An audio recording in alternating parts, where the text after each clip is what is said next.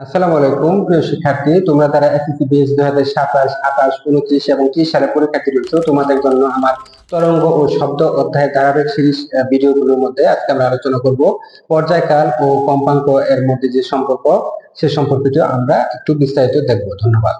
দেখো, আমরা বোর্ডের মধ্যে দেখতে পাচ্ছি যে কম্পাঙ্ক ও পর্যায়কালের মধ্যে সম্পর্কটি সমান 1/f। এই সূত্রটি কিভাবে এসেছে এটি বোঝার জন্য আমাদের একটু সংজ্ঞাতে যেতে হবে। আমরা যদি দেখি, এটি হচ্ছে পর্যায়কাল, এটি হচ্ছে কিন্তু কম্পাঙ্ক।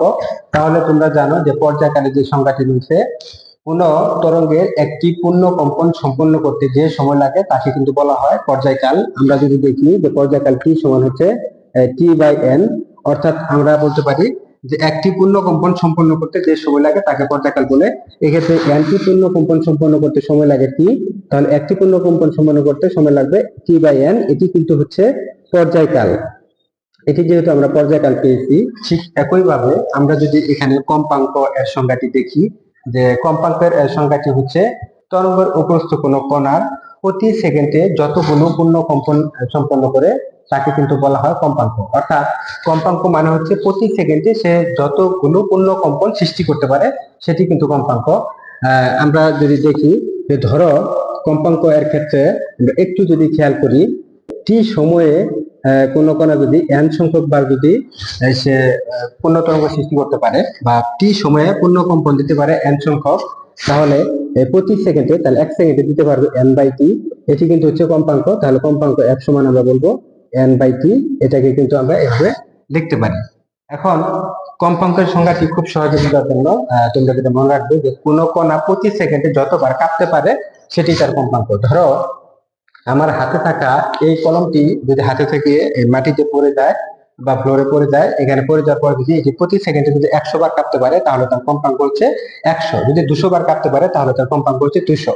সুতরাং আমরা বলবো যে কোনো কম্পনশীল কণা প্রতি সেকেন্ডে যতবার পূর্ণ কম্পন সৃষ্টি করতে পারে, পূর্ণ কম্পন মানে হচ্ছে কাঁপা, সেটি হচ্ছে কম্পাঙ্ক।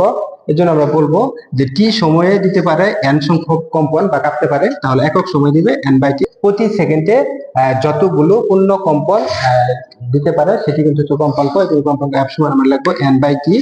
এখানে একটু খেয়াল করে দেখো, যেহেতু এটা আমাদের 2 নং যদি হয়ে থাকে, আমরা একটু খেয়াল করে দেখো যে ক্ষেত্রে উপরে টি, এখানে n, এখানে n, এখানে টি, একে অপরের কিন্তু বিপরীত, একে অপরের কিন্তু বিপরীত। আমরা যদি একটু খেয়াল করি যে টি সমান আমরা যদি লিখি T/n, এটাকে কিন্তু একটু খেয়াল করে দেখো যে এটাকে এইভাবে লেখা যায় n/t। অর্থাৎ এটা যদি উল্টে যায় তাহলে কিন্তু টিটা উপরে চলে যাবে, আর টিটা যদি উপরে চলে যায় তাহলে কিন্তু আমাদের এইটার মতই হবে। এজন্য আমরা এটাকে কিন্তু এইভাবে লিখতে পারি, এটা উল্টে গেলেই এটা কিন্তু T/n হয়ে যাবে, অর্থাৎ আগেরটাই আমাদের চলে আসবে। এক্ষেত্রে 1 থাকলো উপরে এবং n/t এটা সমান কিন্তু আমরা দেখতে পাচ্ছি যে n/t হচ্ছে f, তাহলে f, এই জন্য আমরা কিন্তু লিখবো যে t সমান হচ্ছে 1/f।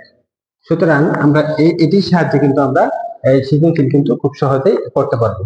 তোমরা প্রথমবারের মতো যারা ভিডিওটি দেখছো, ভিডিওটি ভালো লেগে থাকলে চ্যানেলটি সাবস্ক্রাইব করে পাশে থাকবে। ধন্যবাদ।